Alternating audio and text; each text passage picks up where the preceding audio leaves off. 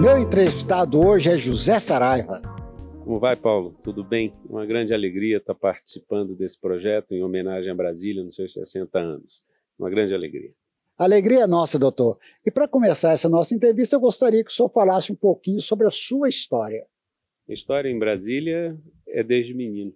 Faço parte de uma geração que chegou em Brasília ainda na década de 70, criança, e foi acolhido e tem Brasília como a sua cidade de referência.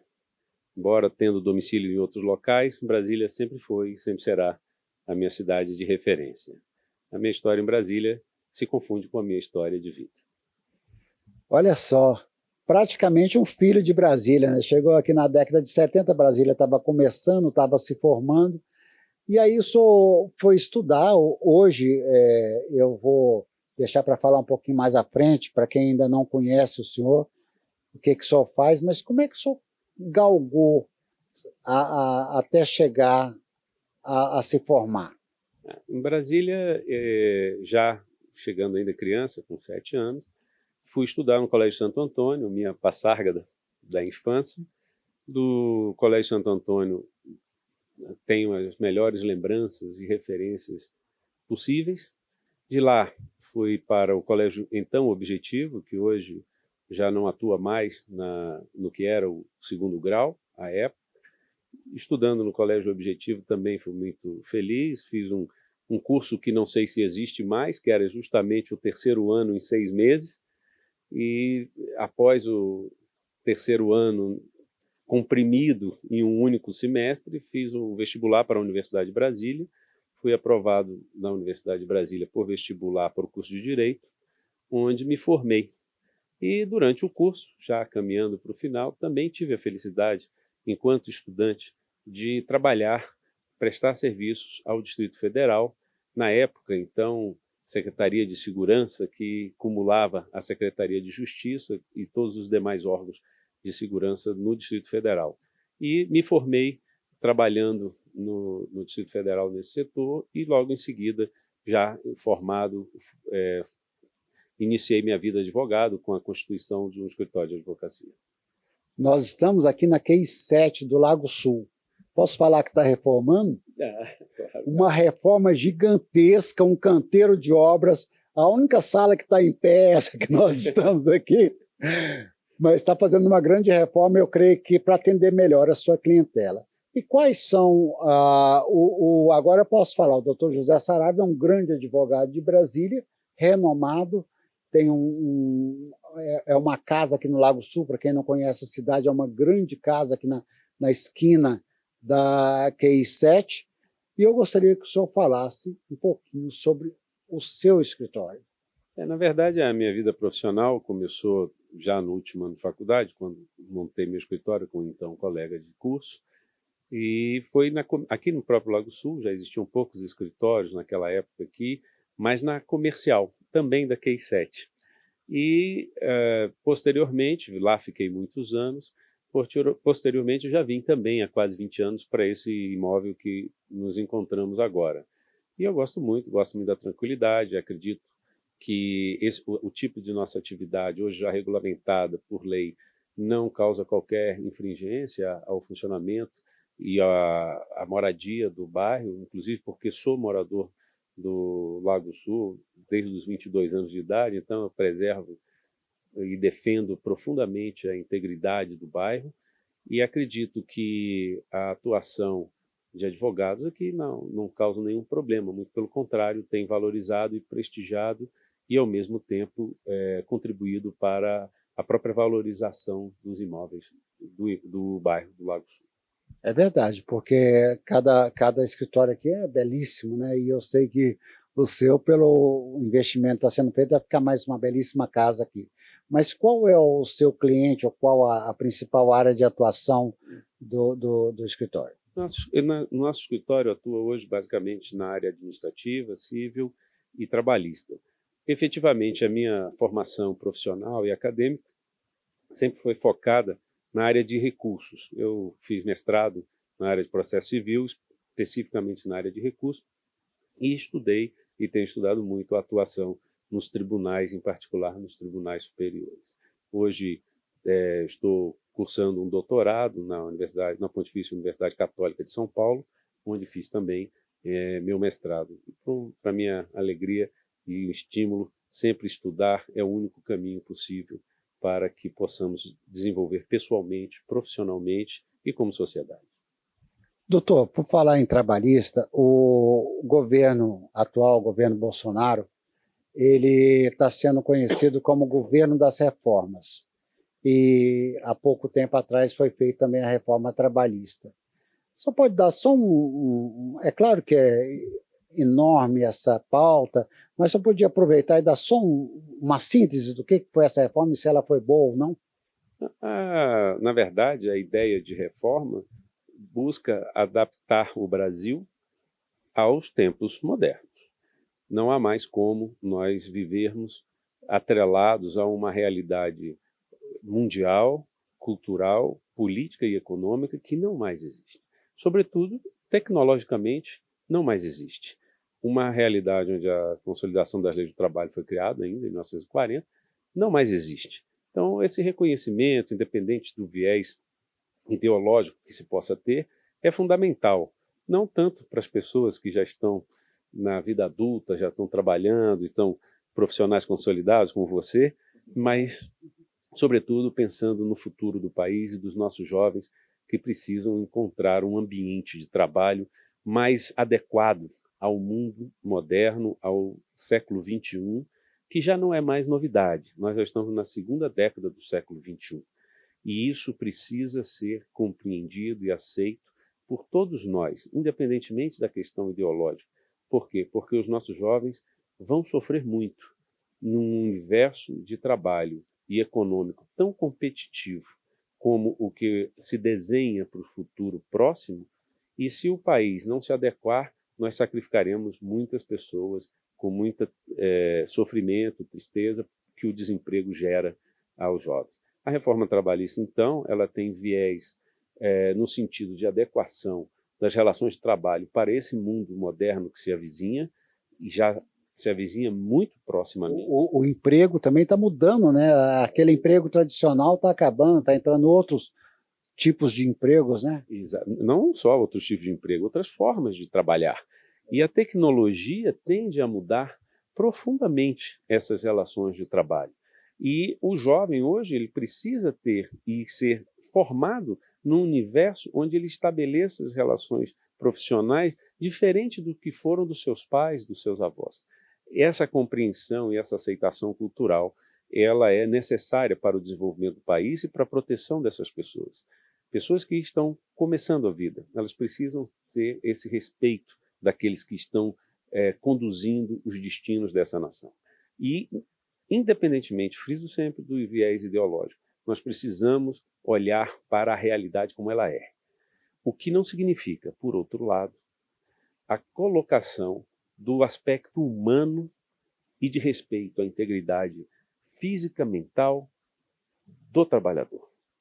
É outro aspecto que, após esse primeiro início de transformação das relações tão antiquadas que nós tínhamos do trabalho, precisa ser inserido nas discussões das reformas que virão. Não significa que essa nova realidade tecnológica, que essa nova realidade econômica, que essa nova realidade política deva abandonar a natureza existencial e humanitária do trabalho. O ser humano, por ser trabalhador nesse novo contexto do novo milênio, não quer dizer que ele vai deixar de ser humano. Então, nós precisamos também considerar nas reformas sempre um viés do trabalho como fonte de vida e o ser humano como fonte essencial de tudo que existe, porque a tecnologia, a relativização das relações de trabalho, a modernização das relações de trabalho não significa sujeitar ao humano ao desumano. Então, esse balanceamento das reformas que são necessárias e o reconhecimento dessa necessidade das reformas é fundamental, independentemente do viés ideológico, como também é fundamental encontrar um equilíbrio que não destrua a função humanitária do trabalho. Você falou que não ia dar aula, está dada a aula aí, você entendeu. Às vezes as pessoas falam que o advogado é frio, mas só foi tão profundo nas suas palavras assim que eu até senti um pouquinho de emoção aqui, né, de ouvi-lo. Mas eu sei por que ele falou com tanta maestria, com tanta euforia nesse assunto, por causa desse livro aqui, ó. Nosso advogado é poeta. E eu queria que você falasse um pouquinho sobre esse livro. Você está vendo aqui, ó, Mar a Mar? Eu queria que você falasse um pouquinho sobre esse livro. A poesia é uma forma de expressão do pensamento que eu sempre, desde a infância, gostei muito, porque ela é a síntese e, como nas palavras em geral das religiões, sobretudo das cristãs, da cristã, melhor dizendo, ela expressa com síntese aquilo que precisa ser refletido.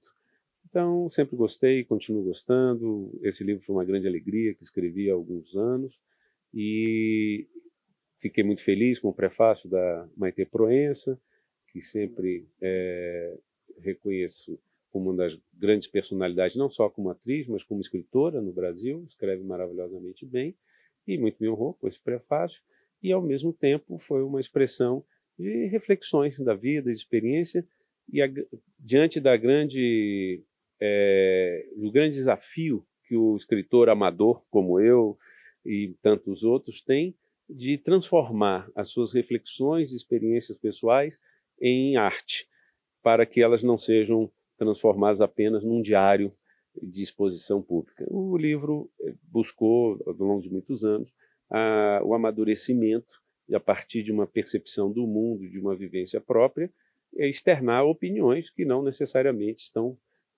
conectadas com a minha própria vida, mas sim as percepções de experiências da vida sobre a própria vida. Lindas palavras, doutor. O senhor está falando agora mais como poeta do que como advogado. Talvez seja a hora de mudar de os seus clientes precisam saber que o senhor é advogado. E por falar nisso, eu estou também com um livro aqui, ó, Recurso Especial e o STJ. Vamos passar para o profissional, vamos deixar a emoção de lado, porque eu também tenho um viés, assim, eu gosto de escrever, eu não publiquei o livro ainda, mas eu tenho uma porção de coisinhas. Em breve, lá estarei. Vou convidá-lo para prefaciar. Fale um pouquinho sobre esse livro. Esse livro foi o objeto dos meus estudos acadêmicos na Pontifícia Universidade Católica de São Paulo, e dele me dediquei muito ao estudo da fase de recurso, e produzi esse livro na época ainda da vigência do código anterior. Hoje nós já temos um código novo, a partir de 2015, e o sistema foi bastante alterado desde então, mas os princípios são sempre os mesmos, né? Os tribunais superiores, o Superior Tribunal de Justiça, que cuida da interpretação do direito federal no Brasil, e o Supremo Tribunal Federal na Constituição Federal, ou o Tribunal Superior Eleitoral na parte eleitoral, e, sobretudo, o Tribunal Superior do Trabalho, nesse momento de muita tensão nas relações de trabalho, protegendo o direito trabalhista. Todos eles têm mecanismos técnicos para os processos serem apresentados a essas cortes, a esses tribunais, cuja finalidade é muito importante num país da nossa dimensão, porque no Brasil nós, às vezes, esquecemos, mas temos o tamanho de um continente, e não são tantos os continentes que têm o nosso tamanho. Nós temos uma população gigantesca, não são tantos países que têm a nossa população, e numa circunstância como essa, de desigualdades regionais e de uma diversidade cultural tão grande, de mais de 220 milhões de pessoas, de um continente que vai do Oiapoque ao Chuí, com culturas tão diferentes, a unificação e a aplicação do direito federal, da Constituição Federal, para toda essa imensidão que é o Brasil, ela traduz um dos elos importantes da nossa força cultural e da nossa ligação como nação. Porque se o amazonense ou o gaúcho tiverem um direito próprio naquilo que deveria ser de todos, então os laços, os liames que formam a nação serão enfraquecidos. Daí a função fundamental dessas cortes superiores de fortalecerem a nossa união enquanto nação. Eu creio em tudo que o senhor está falando, eu sou cristão também, Mas a gente, quando vê as discussões lá no Supremo ou no Superior Tribunal, que se dividem exatamente ao meio, né? Fica um fiel da balança, a gente como leigo, né, apesar de ter algum expertise aí de conhecimento empírico, né, a gente às vezes não consegue entender essa dinâmica que se passa ali, né, mas faz parte dessa transformação que o país vem vivendo, que o mundo vem vivendo, sobretudo, né, nesses 20 primeiros anos desse novo milênio, essa transformação tecnológica. E um país que tem pouco mais de 40 anos, né, de redemocratização, e isso também impõe um amadurecimento institucional e político que o Brasil está tentando. E isso, obviamente, vai se refletir em todas as esferas da atuação social e política e institucional do país, e se reflete também no funcionamento do judiciário, em particular em períodos tão conturbados como foram os últimos 10 anos, em que o país teve dificuldades e continua tendo, e rupturas institucionais e políticas muito fortes, o que vem a se refletir naturalmente na interpretação do direito, na reflexão como esses tribunais que buscam trazer e devem trazer, como em regra trazem, um fortalecimento dos liames nacionais. Agora, eles refletem as divisões que a própria sociedade tem, e isso é natural, até o ponto em que, como tem ocorrido, se haja de boa-fé para buscar uma solução correta e o fortalecimento desses elos nacionais, a divisão em si não significa muito. O que ela apenas demonstra é que a nossa sociedade está num processo de acomodação e o direito reflete tudo isso. A interpretação dos tribunais superiores também reflete toda essa necessidade e essa busca por acomodação cultural, social e política que o país está tentando. Doutor José Saraiva, eu quero agradecer muito o tempo do senhor ter disponibilizado aqui para nós para poder contribuir. Nós estamos aqui essencialmente porque nós estamos fazendo uma homenagem a Brasília, que nós fizemos quando Brasília completou 50 anos, nós fizemos o almanaque dos 50 anos, e agora estamos fazendo um projeto cultural para os 60 anos de Brasília. Os nossos telespectadores que já nos acompanham pelo YouTube, pelas redes sociais, já conhecem bem esse projeto. Mas eu queria agora aproveitar essa oportunidade que o senhor nos contasse um fato marcante de sua vida, o lançamento desse livro de poesias, ou algo que o senhor possa nos presentear. Eu tenho 2 momentos que, muito jovem ainda, participei, enquanto estudante, do movimento Direta Jazz. Isso, para aqueles que viveram aquele momento e correram muito pela cidade nos dias iniciais em qual ele ocorreu, me parece que refletem uma Brasília engajada no desenvolvimento nacional e aquela participação popular e jovial naquele projeto democrático, merecem sempre uma lembrança e fico feliz de ter participado daquele momento. Da mesma maneira, ter apresentado aos amigos, enquanto escritor amador, aos meus queridíssimos então e presentes amigos no foyer do Teatro Nacional, que tanta falta faz, tanto simbolismo à cultura e ao pensamento e à simbologia que Brasília tem que ter, porque Brasília nasceu com uma proposta de integração nacional, um país que era muito distante do centro das decisões, do centro cultural, do centro político, do centro desenvolvimentista. O projeto de Brasília veio a fortalecer a nossa integração nacional. E Brasília surge para o Brasil como o raiar de um sol de um novo tempo. E Brasília deve, cada vez mais, com o passar do tempo, assumir a sua representação de elo, de ponto de união do Brasil em tudo, em todos os aspectos. Que esse sol continue crescendo para iluminar o país de uma forma sempre positiva, porque muitas vezes Brasília também reflete para o Brasil algo que Brasília não é. Brasília é o sol e não as trevas. Brasília é o sol. Brasília nasceu para ser o sol da integração e não Brasília para prejudicar ou macular a união do Brasil. Espero que Brasília, com mais esse aniversário, retome e cresça cada vez mais no seu lugar de iluminar o Brasil para um futuro melhor para os nossos descendentes. Poxa vida, que entrevista bacana. O doutor José Saraiva, ele é objetivo, você já viu, né? Não tem muita entrelinha, muita contação de história. Mas agora eu quero fazer uma singela homenagem ao senhor, tá? Antes de fazer a homenagem, eu soube que o senhor já deu a sua contribuição social.